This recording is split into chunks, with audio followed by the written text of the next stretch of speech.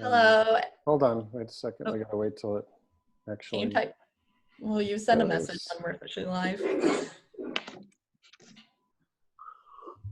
Okay. And hold on. I don't know why it does this twice.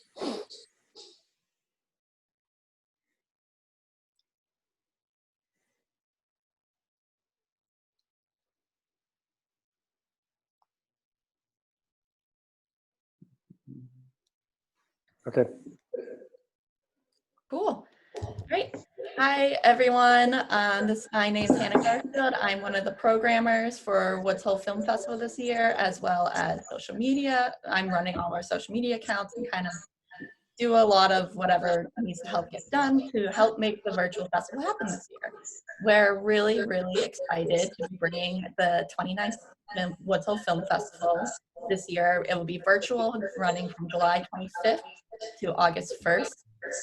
Today is our first of many filmmaker chats that we'll be doing throughout the next 2 weeks to help promote the film festival and talk with filmmakers at the festival. So we have filmmakers from 4 different shorts today, so I'm just going to give them a chance to quickly go through and introduce themselves and kind of say where they're coming in from. So why don't we start with Denis? Hi, I'm the writer-director of Savage, and I'm sitting here with George Cooke, who composed and performed the music for it, and we're sitting in Suffolk in England. Thanks for having us. Perfect. Noël, you want to go next? Hi, my name is Noël Fuzellier. I'm coming from Paris, France, and I directed the short film Mars Colony, yes. Okay. Jim and Hoyt. Hi, I'm Jim Picariello. I'm the co-writer and director of The Mushroom Huntress. I'm calling in from Maine, the US. And Hoyt was one of our stars. And Hoyt, introduce you. Hello, yes, I'm Hoyt, and I'm in Los Angeles, so it's a bit early for me. So, but I'm happy to be here, and I'm a big fan of Woods Hole and the whole New England area. So it's nice to at least be there virtually. Perfect. And then finally, we have Lanre and Ross. Hello, I am Lanre Olabisi, and I am calling from Brooklyn, New York, and I'm the writer and director of A Storybook Ending. And I'm Ross Vedder. I am Lanre's creative partner and helped produce it, and I'm actually calling from Hyannis, Cape Cod. So I think I'm closest to the festival. Yeah, you are. You win being closest, and I think Noël, you win being farthest right now. Yeah. So just to start, the film hasn't started yet. It starts next Saturday. So nobody has seen your films yet except for me. So I would take a moment to kind of have each of you kind of tell us about your films and what inspired you to make your films. How has it been trying to promote the film in COVID? Anything you want to discuss about your film? I want to go in the same order again, Denis. Sure. I mean, it's a bit of pressure, but to start every time, but I'm going to try and deal with it. So Savage is a film that I finished in 2019 with a group of people who helped me with it, and who I'm very thankful for their participation, who were amazing. And it's a film that deals with colonialism in England, which is my adopted country in many ways, and I live here now and I work here, and I do most of my stuff here, and I always felt that but I am still a foreigner, and I've seen a lot of the ways in which English people interpret English history and the colonial history. And I've always found it to be very problematic in the way it's been kind of swept under the carpet and it's not been talked about. And the film Savage is about a human Zeus, which was a very despicable thing that went on for many decades in the 19th and up until kind of halfway through the 20th century in some countries, which was about taking people from the colonies of Britain and France and Belgium and showing them as exhibits in museums and expositions and kind of organizing these human these human exhibitions where white people would go and, you know, look at them and kind of feel like, wow, you know, it's amazing there's a person from the Congo or whatever. And I was very lucky to come across actors and producers who understood the importance of this story, I think, and we shot it in 2018. So thankfully, I was able to make it to some festivals personally before COVID struck, which, you know, I got to go to the United States. I was in San Diego, and I went to China with it and a few other places.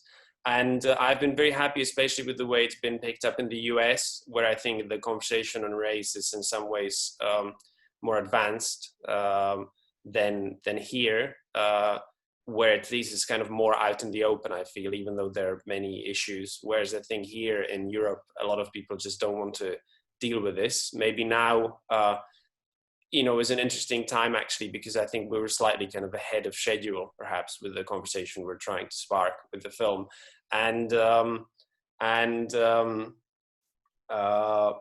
Yeah, I just hope, I think it's a topic that's going to be talked about more and more in the coming years, and hopefully I think better filmmakers will address it with better and you know, feature films or documentaries, and I hope that that's going to be the case. But especially in the US, yeah, we had a very decent festival run, and I was very happy with that. Much less so in Europe, I don't know. I don't think there was a kind of anti-Savage conspiracy in Europe, but I guess it didn't resonate as much.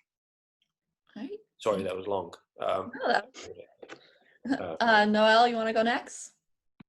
Yes. So first of all, I'm very happy to be to present the movie in the United States, because the story of my life in cinema goes with the American history of movie history, and I grew up with all the American fantastic cinema like Joe Dante's,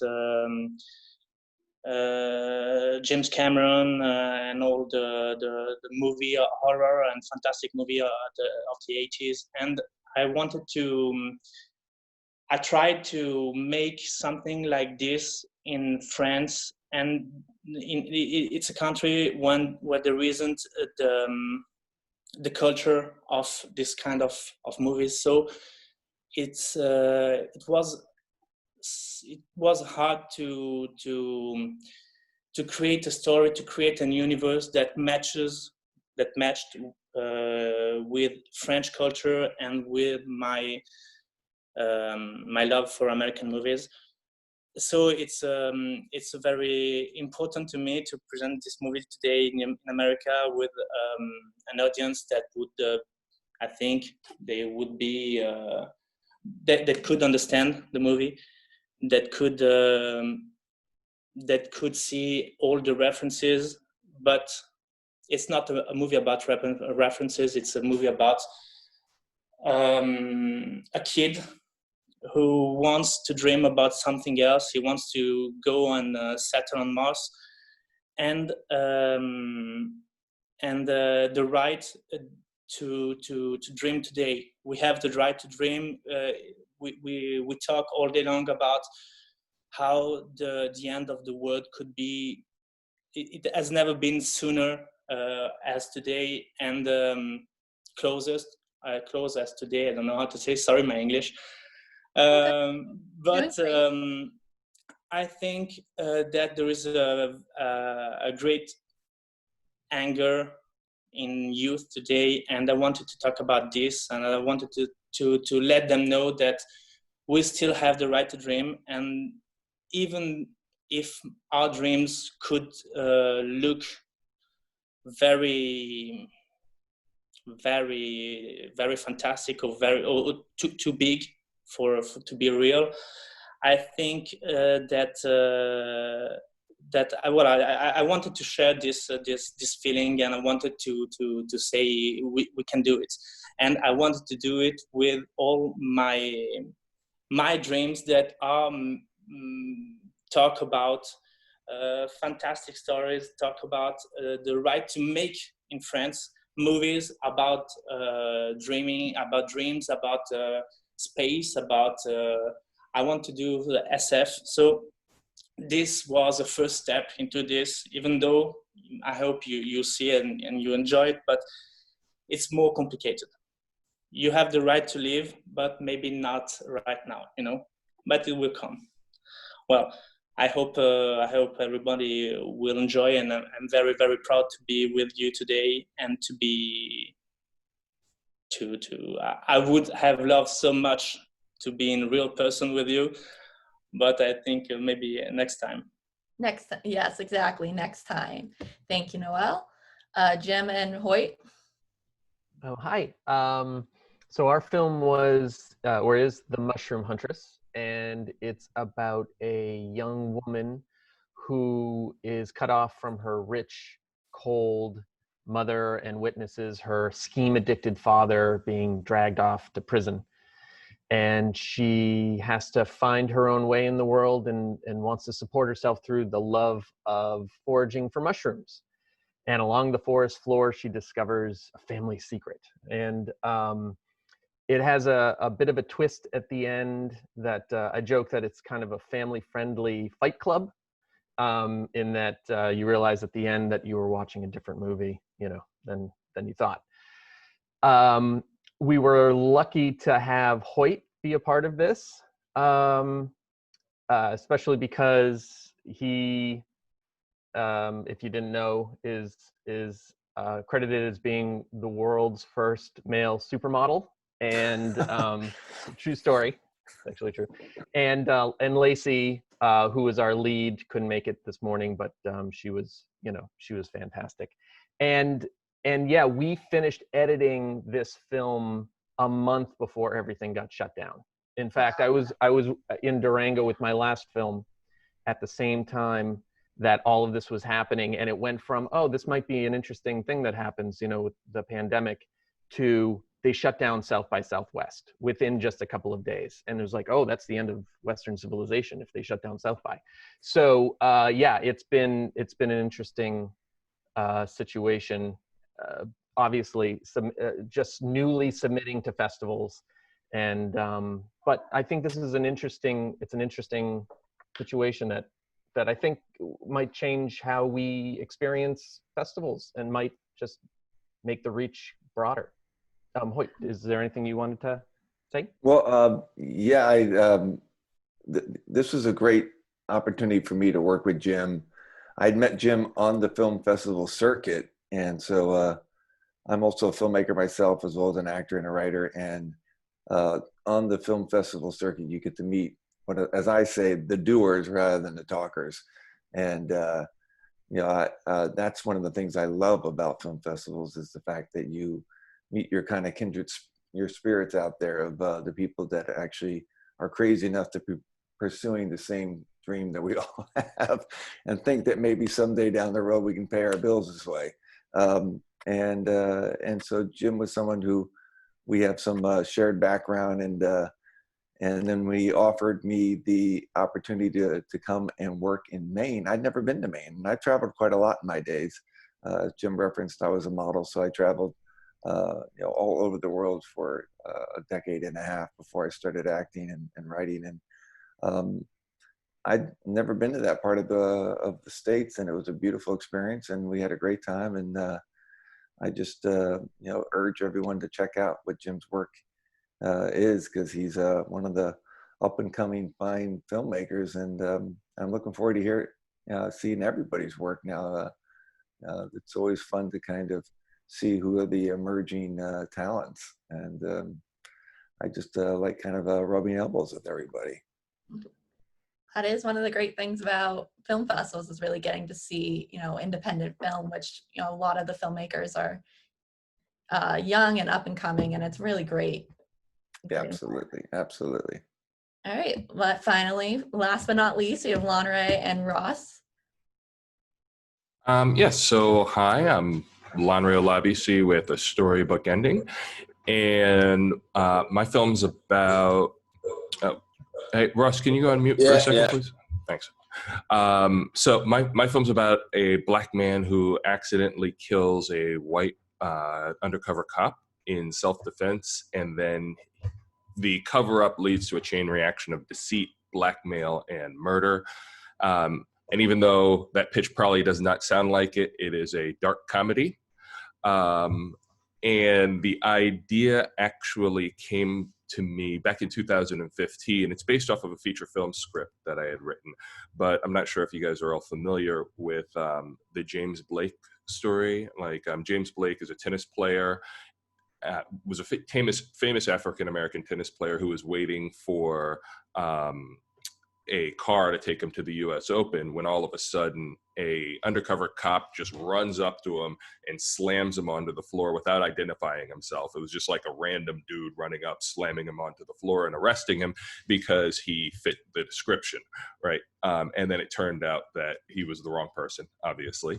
And that event had me think to myself, wow, if that happened to me, that would be very dangerous, right? Because I wrestled at the University of Michigan. I have an extensive martial arts background, especially in jiu-jitsu. So if somebody were to attack me, I'm going to fight back. And if I fight back, you know, like I would have probably tried to have thrown the cop. What happens if I threw the cop? What happens if he hits his head? What happens if he dies, right? So I had all these what if situations running. And then at first I was going to make more of a Fruitvale Station type story, you know, like just really serious, really dark, really deep. And then I said, you know, that's I've made other films before, so that's something that I've really done already. So I said, let me go in a completely different direction and try to make it funnier, and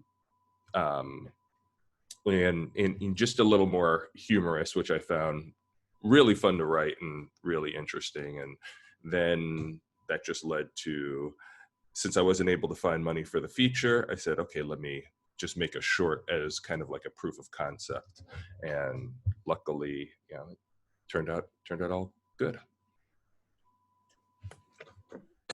And yeah, just to add to like my involvement in the film, me and Lanre go back a ways, and it was something, you know, we've been wanting to make and looking to make for a long time. And it was like such a pleasure getting to make this, because like, especially right now, the timing I think is really fortuitous, because not only is the topic, you know, on everybody's mind, it's also just like, I'm glad the approach to this is like in a more dark comedy genre. I think like Lanre said, Fruitvale Station was the inspiration there, but like it is, or that already got made. And so like, this is such a nice kind of like fun, accessible twist on, I don't know, in a time where things seem really bleak, it's actually really great to have something like this that's a little more accessible on that front. So it's really exciting.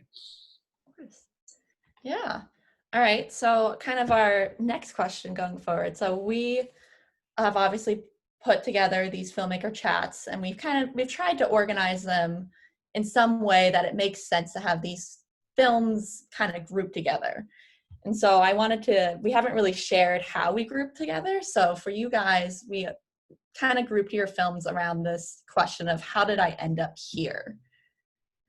So I wanted to kind of put the question out there. How do you think that question is relevant to your films? This time I won't just call on people. So if you feel ready to kind of answer that question, just pop on in. Lanre? I mean, I think for Storybook Ending, that's pretty evident, because right in the beginning of the film, you're kind of thrust into a situation of how did these people end up here, right? I don't want to give too much away, but it starts right in the middle of the blackmailing takeover type situation. So that totally makes sense to me. Noël? Yeah. I told that the movie talked about the this kid, this teenager who wanted to go on Mars to settle and to give hope to humanity. The story is a little more complicated. There is a guy coming from the future who comes to see him one evening and tells him that he is the same person 30 years older. And he tells him that he managed to accomplish a mission to save humanity. It will take him with him in the future on Mars, where the humanity is saved. I can't say right now what all the story is about, but how did he end up here? Because of his dream. So it's always the center of it's the most important thing in the movie. He ended up here because he dreamed so much of it. He put so many effort in trying to make it real that he could follow any path, and this is how at the very end he managed to realize his dream because he wanted it, and this is all about it. Great, thank you, Noël. Jim?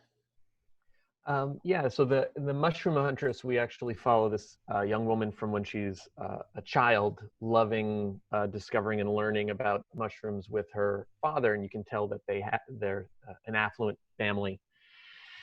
And so it's sort of idyllic, her childhood, and then she's thrown into this chaotic situation where she has to fend for herself, and you can tell that she always tries to take on these challenges of fending for herself and finding independence in a positive way. She's willing to put the effort into it. So that's, to answer your question, she's just thrown into this new world that most of the rest of us have to deal with all the time. Great. Denis, do you have anything like? Yeah, I mean, yes, thank you.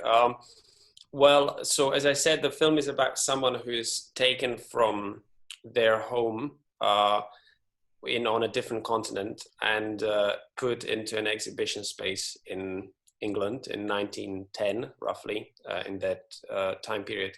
And you never really see how that happened. And I think actually it was something that I would have been tremendously interested in kind of exploring in the film, but unfortunately it was a short film, and it would have been very hard for me also to go and shoot in Africa or try and redo that. But how does that person end up there? Well, because of the existence of the colonial empires and the kind of power structures that created, he is taken by a kind of adventurer, which was quite common at the time. These sort of types would go to the colonies and they would, promise they would meet someone somewhere who was living in a village, a peaceful life, and they would promise them something, or just kind of fool them and basically take them to France or to Britain, or even to the United States in some cases. In fact, the case that is the most well documented was of a man from the Congo who was called Otabenga. And I really encourage everyone to look this up because there's been a lot of scholarship on it. And he was taken from the Congo and he was exhibited in the Bronx Zoo in 1912, I think. And maybe a bit earlier. And it's a real, I mean, when you read it, it was, he spent the time in, it's terrible. I don't even really necessarily want to talk about it, but it's, and that to some extent served as a kind of inspiration for this. And Otabenga was kind of swindled by a man who was an American sort of semi-scientist, semi-adventurer who tried to go there to make money, and brought him back, realized that there was an economic potential in exhibiting someone. So he just took him around the United States and that's how it happens. Yeah. Wow. Yeah. Right. Thank you guys. I guess kind of the next topic I wanted to kind of discuss a little bit with all of you is we've kind of touched upon this a little bit already, but a lot of your films deal with these, big topics that are very relevant to current times. So we have, Storybook Ending and Savage obviously deal with some issues of race, and then we have Mars Colony kind of touches upon bullying a little bit. A Mushroom Huntress, you have kind of this story of wealth and making your own way and trying to figure things out when things go wrong.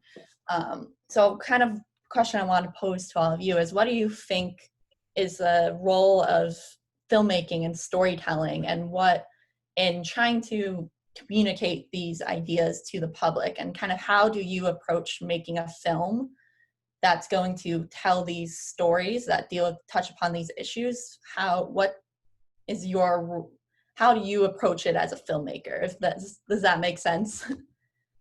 I have a tendency to ramble sometimes when I'm trying to I know what I want to say, but I'm trying to get it out there in the most succinct way, and it never really works.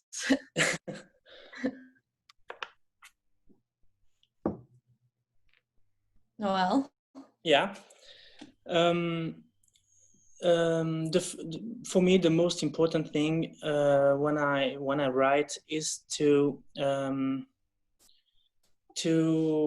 be able to write a story that will change myself. And I think because it will change me, it might change other people too. When I was a kid, all the movies that I loved, the Zemeckis, Carpenter, Spielberg, were movies that allowed me to be someone else.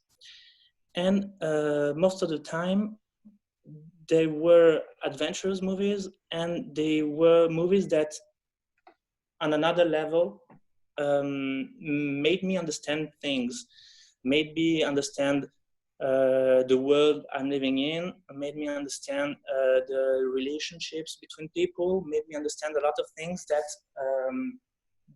made the person that I am today. And when I write, I love to try to mix these two things together: the adventures, the pleasure of watching a movie that will take me in another place, somewhere I don't know, somewhere that is very far from me in the relationships, but also it's very important to me to try to be very, very specific. I don't know how to say, very detailed in the relationships between the characters. I love my characters. I love when they achieve something, and I want them to become something else. And I think that when a character has a very strong transformation, the audience maybe will have to.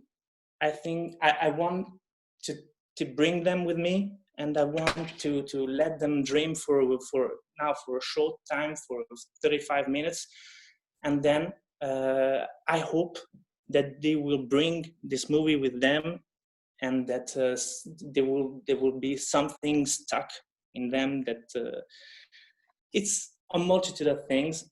And the fact that there is a deep meaning, a deep theme in the movie, something important, is because I think we live in a time. There are too many crises everywhere. It's a heavy moment, not just today with the COVID, but there are tensions everywhere. There is this mood of end of times, end of civilization, and I think we can't ignore it. So I try to put it in my stories, and I try to talk about it, but without talking just about it.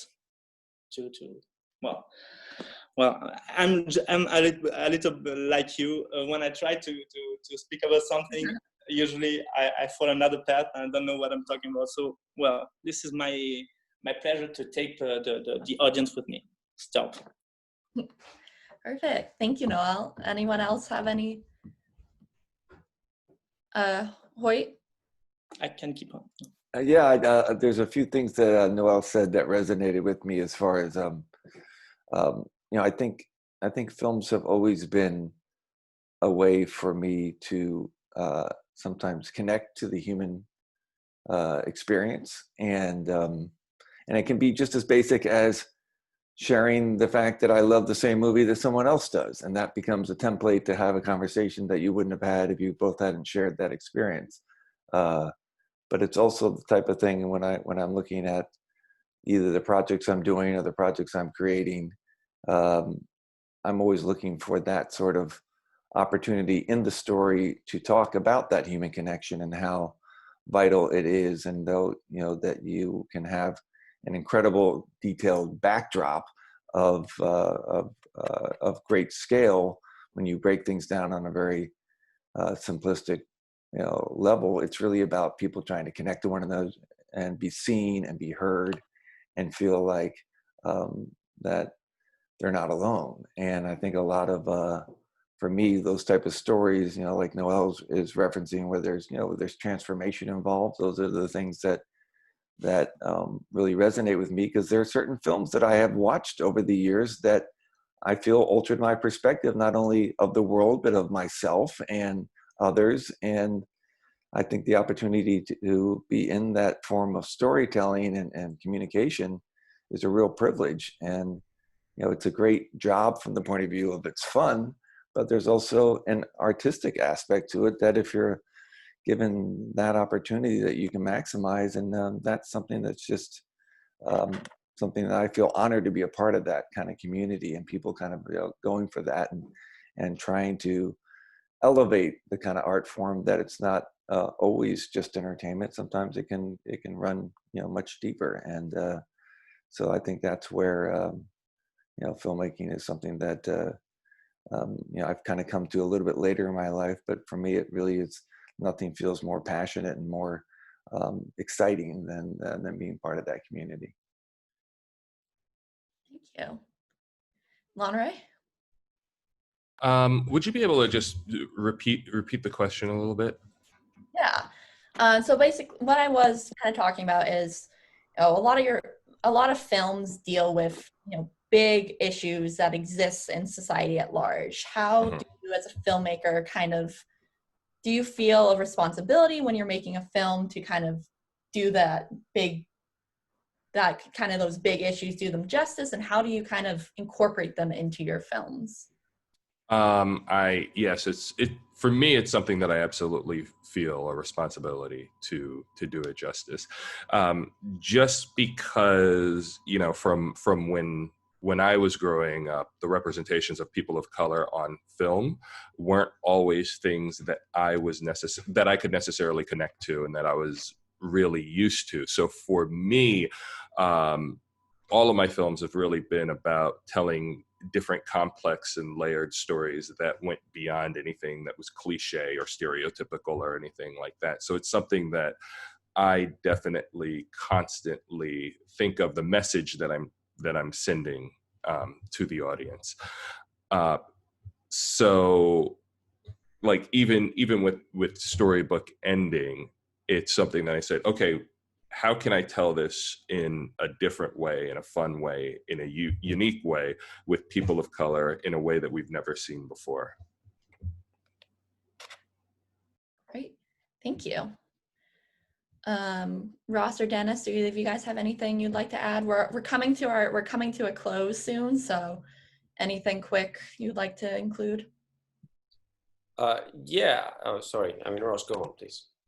Oh no, I was just going to say, to zoom out even more in terms of like how we think it's really important to tell stories and share these experiences. That's part of like why Lanre and I wanted to make Storybook Ending, is because like there's experiences he's been through that I've definitely not been through. But also in all this discussion, it's making me think about like how excited I am that festivals like this are continuing, because like, I don't know what all of your conversations have been like the last 4 months, but like everybody starts their conversations with recounting what's their story over the last 4 months during this pandemic. And I feel like that just in a microcosm is like what we're doing with films to make them these human empathy machines. And so like, just that just that by itself, the fact that we like keep wanting to tell our story, because we know that everybody has a similar story just in the last 4 months.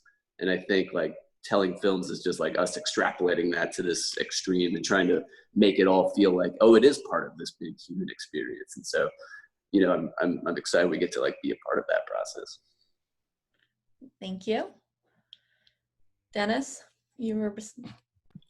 Yeah, I mean, what I wanted to say is that obviously for me, approaching a subject like this as a white Eastern European person was something that I was very aware of, not coming from the community that this deals with, or an historical experience that it deals with.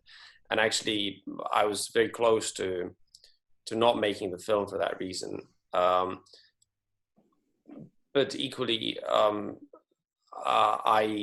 I don't know, I felt like it's such a kind of important issue that that I should maybe try and do it. I kept being kind of drawn back to it, and I one of the ways that I dealt with this is that because it's a real occurrence that really did go on, I basically read everything that there was on the issue.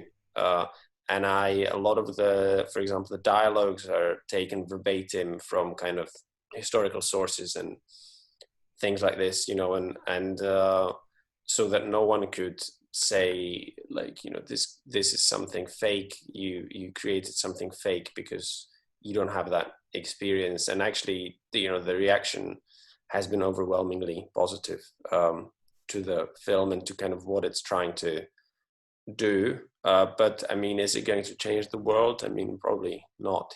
It's a shame. Yeah. Yeah. Still, not every story is going to change the world, but it might change somebody's perspective or change somebody's thought process, which is always important. So before we go, does anybody have any kind of final comments, any final wrap-up things they want to say? No? All right. Well, thank you, thank you everybody for being here. I know it's really early for some people, and other people it's a normal time in the afternoon. The films are Savage, The Mushroom Huntress, A Storybook Ending, and Mars Colony, and they'll all be available to start watching next week, Saturday, July 25th through August 1st as part of the Woods Hole Film Festival. Passes are on sale now, and tickets will be available soon. Right. I just want to say thank you to all our filmmakers for being here again. It was really great having this conversation. Thank you.